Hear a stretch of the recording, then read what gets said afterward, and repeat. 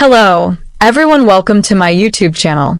Swiss sprinter Sarah Atcho-Jaquier on challenging gender norms by training while pregnant. I want women to know how strong they are. The Olympian is sprinting for 2. She shared in this exclusive interview with Olympics how she hopes it can help break the taboo that pregnant women cannot engage in sports and fast-track her comeback for LA 2028. For most runners, timing is everything. But for the past 6 months, clocking her sprints and training have been the least of Sarah Atcho-Jaquier's worries. The Swiss athlete isn't concerned about her speed right now. She's just happy to be sprinting and growing a human being at the same time. I didn't want to lose this awareness on the track, the way my feet feel on the track, and the way I can still try to be a bit faster, Atcho-Jaquier, who is pregnant with her first child, tells Olympics about her motivation to keep training.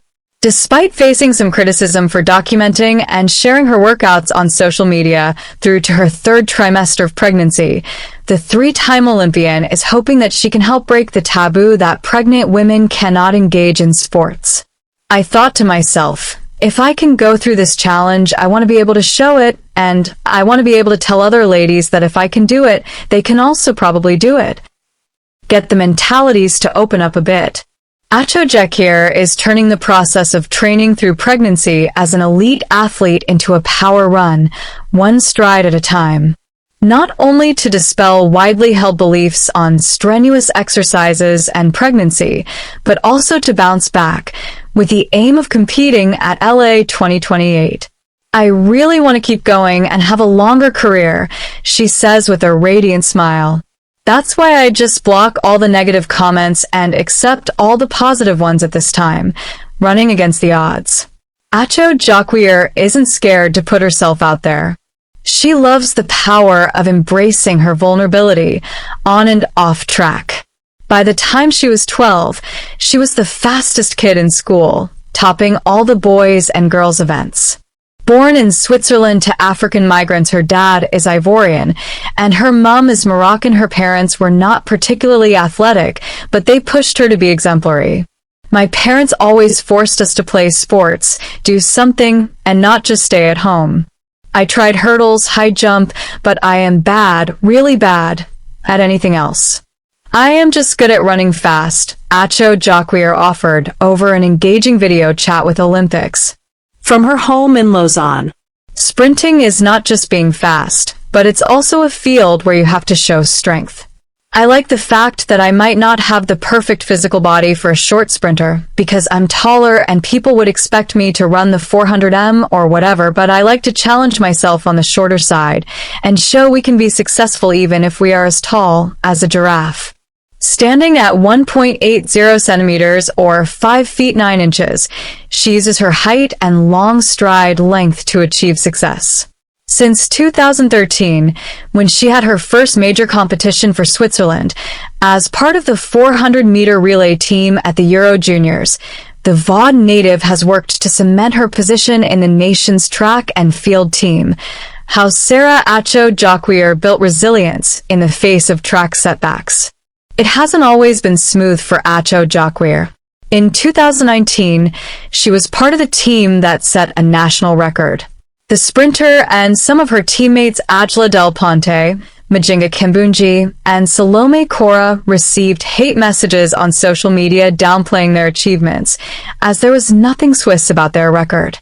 Why? Simply because there were 3 black athletes in the team. Looking back, these difficult periods still rank among the best in her career highlights. My best season was 2018, which was a long time ago, she stated proudly, well aware that in athletics, as in many sports, you are only as good as your last race, a tendency that tends to forget everything that an athlete achieved before. It was all going well until she felt she was losing her pace. Her highs quickly dropped to lows. In Rio, the first Olympics, I was there as a rookie. It was scary. In Tokyo, I was there as a replacement.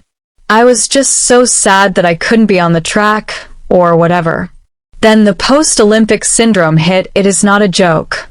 She opened up on the anxious moments she faced after the Tokyo 2020 Olympics held in 2021, preparing for success by learning from failure.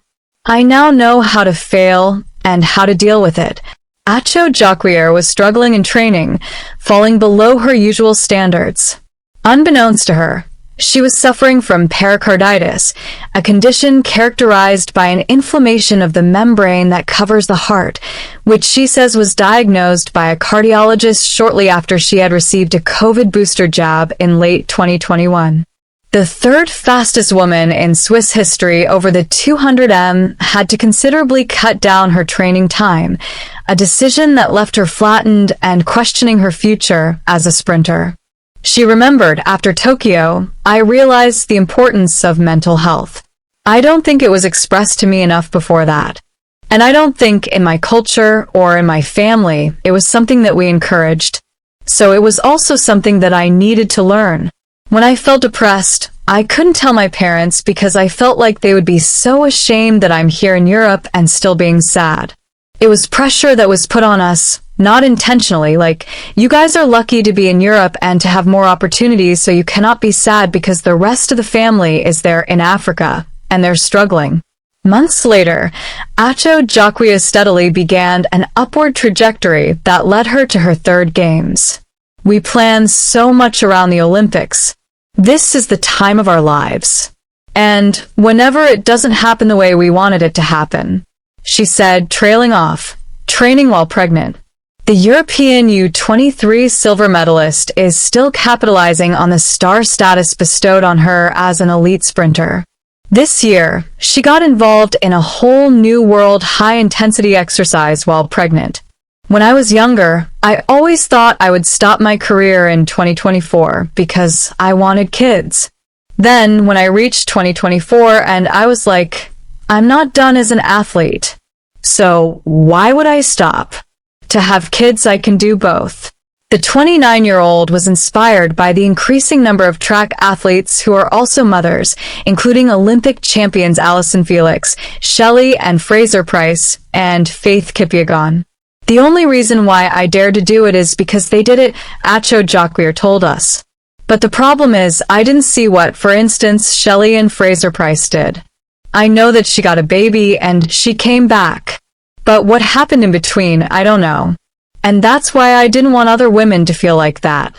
I wanted it to show that, okay, you are 6 months pregnant, you can still do drills. For Atcho-Jaquier, it's not only about documenting that high-level athletic performance can coexist with growing a human being and challenging gender norms. This is all part of her commitment to champion women's mental and physical health. The first time that I talked about running and being pregnant, people were hesitant, even in my family. Most were shocked that I wanted to keep running. Out there were comments that were a bit more harsh, but so many women told me, "Oh my God, I didn't think I could be pregnant and still want to be an athlete." Please subscribe the channel. Share this with a friend. Thank you.